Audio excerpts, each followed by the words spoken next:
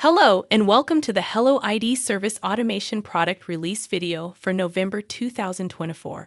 HelloID Service Automation is a user management self-service solution empowering organizations by delegating user management tasks like group management and distribution group delegation. Delegating management of shared resources is another key feature. This aids IT departments in preventing the accumulation of unnecessary licenses and access rights, enhancing overall efficiency and security.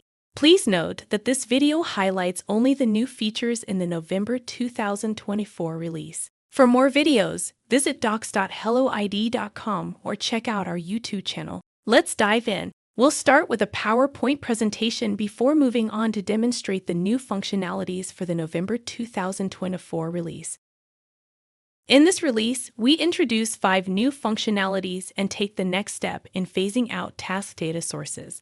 The first feature allows you to set a custom from email address for notifications used in the request and approval process of self-service products. This helps ensure that the sender of these emails appears familiar and trustworthy to recipients. The second new feature enables you to undo a selection in a grid within a dynamic form. While modifying a selection was previously possible, you can now also clear the selection without needing to reload the form. The list of delegated form categories is now sorted alphabetically. This makes it easier for a service desk employee to select the correct category and filter the overview of delegated forms.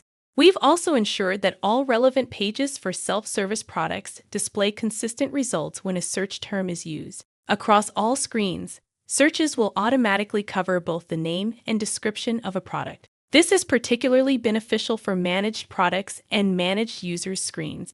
For our current milestone, Recertification, we've added an iteration scope preview. This means that during campaign scope configuration, a preview calculation can be started. This preview scope allows you to verify whether the expected products and users are in scope or if filters need adjustment, preventing the need for a full campaign iteration calculation with future recertification requests and email notifications before viewing the results.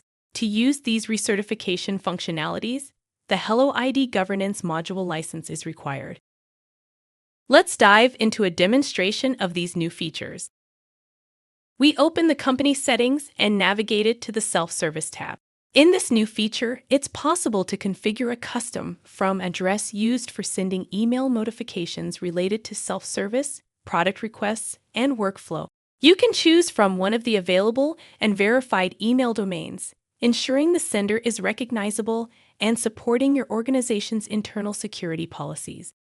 We open the Delegated Form overview. At the top of the page, there is a drop-down where you can select one or multiple delegated form categories.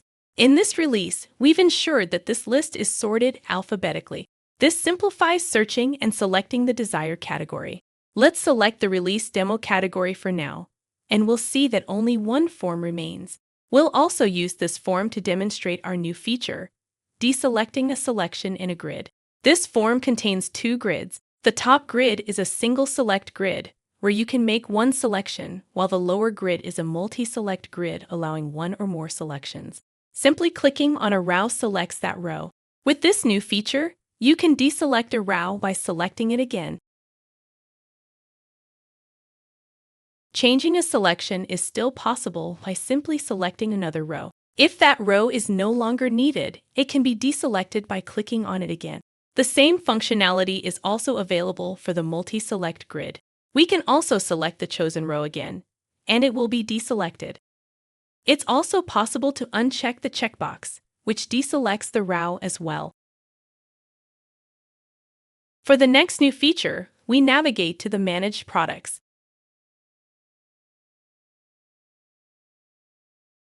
In this overview, as a logged-in user, you can see all the self-service products for which you are the resource owner.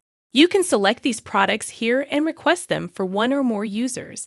In this overview, you can now search by both the product name and description. For example, you could search for Adobe, and then we find both Adobe products, Illustrator, and Photoshop. We can also search by description, for example, graphics. Now we have the same 2 products left, as both descriptions contain the word graphics. All relevant end-user pages related to self-service products have been updated with this new feature. You can now search by product name or description everywhere, making it much easier and more consistent to find and select the desired product across the entire application. We open the Recertification campaign overview. To demonstrate our new feature, we'll select the high-risk campaign. We navigate to the Scope tab, where we can see the campaign's defined scopes, specifically the risk factor. The selection is set to high risk. In the Scope preview, our new feature, we notice that the preview calculation isn't available yet, as it hasn't been run for this campaign before. The Scope preview calculation makes it possible to review the calculation results before launching a new iteration in the future or sending out recertification requests and email notifications. This feature allows users to view and verify the calculation results if needed, helping to avoid launching unnecessary campaign iterations or sending unnecessary email notifications, thus reducing strain on the organization. On the right, we have a Reload Preview button, which we'll now select to start the calculation. We see a message indicating that any changes in the campaign scope will be included in the preview calculation but won't be saved automatically. Any changes in the scope filters must be saved manually. We'll start the preview calculation now. We also get a message saying that it may take a while. We can leave the page and return later, as the calculation takes place in the background. Now that the calculation is complete, we can also see the time it was last calculated and by whom. We also see the set scopes for the calculation, where a risk factor was selected, specifically high risk, along with the results. We see various results from different departments, including development, back office, and finance. For example, we could adjust the campaign scope to filter specifically for the finance department. To adjust, click on Finance, and we see a message at the top indicating that the campaign has been modified but not saved. The Reload Preview button is also active and has turned blue, indicating we can recalculate with the new filters. We can start the preview calculation again and wait briefly for the results. The results are available, and we notice slightly fewer results now that the filters have been adjusted. Only the high-risk products from the finance department remain in scope, and we can see that the applied filters are indeed department, finance, and risk high. These filters weren't saved yet, so there's still a notification about unsaved changes. If we refresh the page without saving, we'll see that the saved filter, set only to high risk, is active again, while the recent preview calculation used department, finance, and risk high. As we conclude this overview of the latest HelloID release, we hope you're as excited as we are about these enhancements and new features. They're designed to streamline your experience, improve security, and ensure your system's integrity with advanced configurations and mappings. Stay tuned for more updates, and thank you for choosing HelloID for your identity and access management needs.